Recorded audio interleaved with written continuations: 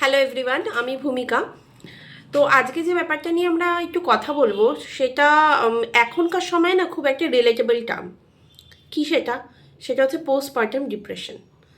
এবার বেশিরভাগ লোকের মনে একটা প্রশ্ন আসে যে আদৌ কি এটা হয়, নাকি এটা একটা কথার কথা।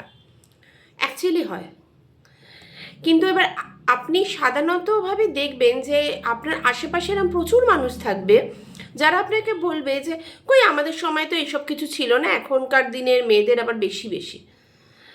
ব্যাপারটা সেটা না, তখনও ছিল, কিন্তু তখন মানুষের মধ্যে অ্যাওয়ারনেসের অভাব ছিল। এখন আমরা বুঝি। তো অ্যাকচুয়ালি পোস্টপার্টাম ডিপ্রেশনটা কী? অ্যাকচুয়ালি পোস্টপার্টাম ডিপ্রেশনটা হচ্ছে কিছু চেঞ্জেস, যেটা না মানে একটা মায়ের মধ্যে হয় আফটার ডেলিভারি। সেটা মেন্টালি হয়, ফিজিক্যালি হয়।